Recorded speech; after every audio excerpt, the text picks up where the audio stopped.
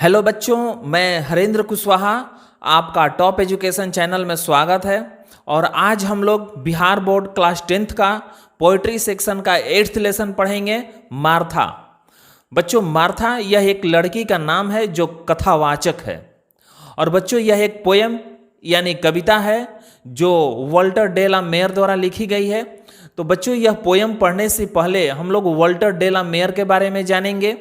Walter de la Mare a modern poet. Modern मतलब बच्चों आधुनिक, यानी वॉल्टर डे ला मेयर एक आधुनिक कवि हैं। Was quite different from the other poets of his age. Of his age मतलब बच्चों अपने समय के, और क्वाइट डिफरेंट मतलब बिल्कुल भिन्न, यानी वे अपने समय के अन्य कवियों से बिल्कुल भिन्न थे, अलग थे। और उनका जन्म 1873 ईस्वी में हुआ था और 1956 ईस्वी में उनकी मृत्यु हो गई। He is unlike other modern poets. Unlike मतलब बच्चों भिन्न, यानी वह आधुनिक युग के अन्य कवियों से भिन्न थे, अलग थे। Such as T.S. Eliot who discuss problems related to society and industrialization। Industrialization मतलब बच्चों औद्योगिकरण, सोसाइटी मतलब समाज, रिलेटेड मतलब संबंधित, डिस्कस मतलब चर्चा। यानी जैसे T.S. एलियट उस समय अपने समाज से जुड़ी समस्याओं और औद्योगिकरण पर चर्चा करते थे, Walter de la Mare is all together different from them. All together मतलब बच्चों मिला जुला कर, लेकिन वॉल्टर डे ला मेयर कुल मिलाकर उनसे बिल्कुल भिन्न थे। Like a conjurer he creates an atmosphere of mystery. Mystery मतलब बच्चों रहस्यमयी, एटमोस्फेयर मतलब वातावरण, और क्रिएट्स मतलब निर्माण करना, कंजरर मतलब जादूगर। लाइक अ कंजरर यानी जादूगर की तरह, यानी एक जादूगर की तरह वह एक रहस्यमयी वातावरण का निर्माण करते थे। Where experience is like a dream like reality. Reality मतलब बच्चों वास्तव में, और ड्रीम मतलब स्वप्न, एक्सपीरियंस मतलब अनुभव, यानी जहां वास्तव में सपनों के जैसा अनुभव होता है। Among his poems, The Listener, The Scarecrow and Arabia are worth mentioning। mentioning मतलब बच्चों उल्लेखनीय, यानी उनकी कविताओं में द लिसनर, द स्केयरक्रो और अरबिया उल्लेखनीय है। तो बच्चों इसके बाद अब हम लोग का पोयम है वंस अपॉन अ टाइम। यानी बच्चों एक बार, एक समय की बात है। वंस अपॉन अ टाइम मतलब बच्चों एक समय की बात है। ओवर एंड ओवर अगेन यानी बार बार। Martha would tell us her stories. यानी बच्चों मार्था अपनी कहानियां कहा करती थी। In the hazel glen. Glen मतलब बच्चों पहाड़ों के बीच गहरी संकरी या तंग घाटी, जो विशेष करके स्कॉटलैंड या आयरलैंड में पाई जाती है। और हेजल मतलब हल्का भूरा।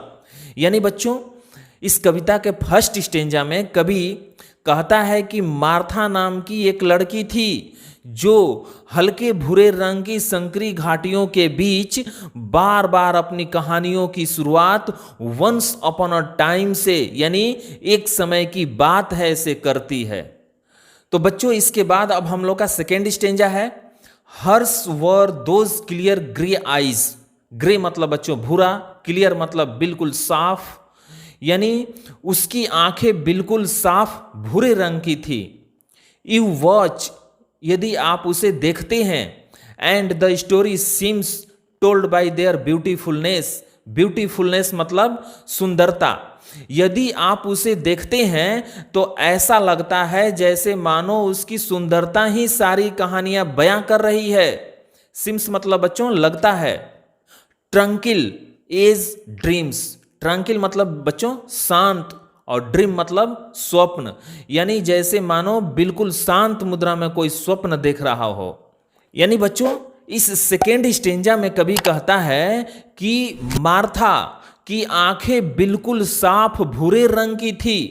यदि आप उसे देखते तो ऐसा लगता जैसे मानो उसकी सुंदरता ही सारी कहानियां बता रही हो, और कहानियां सुनने वाले यानी श्रोताओं को ऐसा लग रहा है जैसे मानो वे बिल्कुल शांत मुद्रा में कोई स्वप्न देख रहे हो। She'd sit with her two slim hands clasped round her bended knees. Bended knees मतलब बच्चों झुके हुए घुटने, मुड़े हुए घुटने।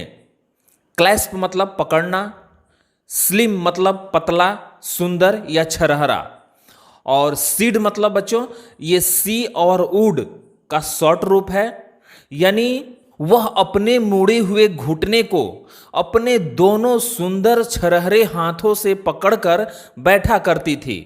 While we on our elbows lolled and stared at each. each मतलब बच्चों आराम से, और stared मतलब टकटकी लगा करके देखना। एल्बोज लोल्ड मतलब केहूनी के बल पर, जबकि कवि और अन्य श्रोतागण अपने झुके हुए केहूनी के बल पर आराम से टकटकी लगाकर उसे देखा करते थे। यानी बच्चों थर्ड स्टेंजा में कवि का कहना है कि वह अपने मुड़े हुए घुटने को अपने दोनों सुंदर छरहरे हाथों से पकड़कर बैठा करती थी, जबकि कवि और अन्य श्रोतागण अपने झुके हुए केहूनी के बल पर आराम से टकटकी लगाकर उसे देखा करते थे। इसके बाद फोर्थ स्टेंजा है बच्चों, her voice and her narrow chin. Chin मतलब बच्चों ठुड्डी, नैरो मतलब संकरी या पतली, यानी हर वॉइस उसकी मधुर ध्वनि, मीठी आवाज, और हर नैरो चिन मतलब उसकी पतली ठुड्डी, हर ग्रीव ए स्मॉल लवली हेड। ग्रीव मतलब बच्चों गंभीर या शानदार, सुंदर, लवली मतलब प्यारा, और उसका छोटा सा प्यारा सा सुंदर सिर। Seemed half the meaning of the words she said. Seemed मतलब बच्चों लगता था, यानी उसे देखकर ऐसा लगता था जैसे मानो बिना बोले ही वह आधा कहानी कह दी या समझा दी। यानी बच्चों मार्था की रंग रूप, सुंदरता और कहानी कहने का ढंग को देखकर कहानी कहने का ढंग को देखकर ही श्रोतागण को आधा कहानी समझ में आ जाता था। इसके बाद बच्चों फिफ्थ स्टेंजा है, वंस अपॉन अ टाइम, यानी एक बार, एक समय की बात है। लाइक अ ड्रीम यानी सपने जैसा। You dream in the night यानी जैसे कि आप रात में सपना देखते हैं। Fairies and gnomes stole out in the leaf green light. Stole out मतलब बच्चों चोरी चुपके, और नोम्स मतलब एक प्रकार का काल्पनिक जीव या बौना। फेरीज मतलब बच्चों परियां, और सपने में रात में कुछ परियां और कुछ बौने चोरी चुपके आते हैं, पत्तियों की तरह हरे रंग की रोशनी में। यानी बच्चों फिफ्थ स्टेंजा में कवि कहता है कि मार्था जब अपने कहानियों की शुरुआत वंस अपॉन अ टाइम से करती है तो सभी श्रोतागण वास्तविक दुनिया को भूलकर सपनों की दुनिया में खो जाते हैं, और उन्हें ऐसा लगता है जैसे पत्तियों की तरह हरे रंग की रोशनी में कुछ परियां और कुछ बौने चोरी चुपके आते हैं। इसके बाद सिक्स्थ स्टेंजा है, and her beauty far away, और उसकी सुंदरता खो जाती है। वुड फेड चेहरा फिक्का हो जाता है। As her voice ran on, लेकिन मधुर स्वर में उसकी कहानियां जारी रहती है। Till hazel and summer sun and all were gone. Summer sun मतलब बच्चों गर्मी के सूर्य, हेजल मतलब हल्का भूरा, यानी उस हल्के भूरे रंग की घाटी में गर्मी के सूर्य अस्त हो जाते हैं और सब कुछ चला जाता है। यानी बच्चों सिक्स्थ स्टेंजा में कवि कहता है कि उस हल्के भूरे रंग की घाटी में सूर्य की रोशनी जा चुकी होती है यानी सूर्य डूब चुका होता है, मार्था की सुंदरता खत्म हो चुकी होती है, लेकिन मधुर स्वर में उसकी ध्वनियां जारी रहती है। इसके बाद बच्चों 7th स्टेंजा है ऑल फॉरडन एंड फॉरगट। फॉरगट मतलब बच्चों भूल जाना, और फॉरडन मतलब समाप्त होना, यानी सब कुछ समाप्त हो जाता है, सब कुछ भुला दिया जाता है। And like clouds in the height of the sky, यानी जिस तरह आकाश में बादल बिल्कुल मौन यानी शांत हो जाते हैं। Our hearts stood still in the hush. Hush मतलब बच्चों शांत जगह या सन्नाटा, यानी ठीक उसी तरह श्रोतागण का हृदय स्थिर यानी शांत हो जाता है। Of an age gone by, और ऐसा लगता है जैसे मानो एक युग बीत गया। यानी बच्चों 7th स्टेंजा में कवि कहता है कि सब कुछ बीत जाता है, यानी सब कुछ समाप्त हो जाता है और सब कुछ भुला दिया जाता है। जिस तरह आकाश में बादल बिल्कुल मौन यानी शांत हो जाते हैं, ठीक उसी तरह कहानी समाप्त होने के बाद जब सपना टूट जाता है, तब कवि और अन्य श्रोतागण का हृदय स्थिर यानी शांत हो जाता है और उन्हें ऐसा लगता है जैसे मानो एक युग बीत गया।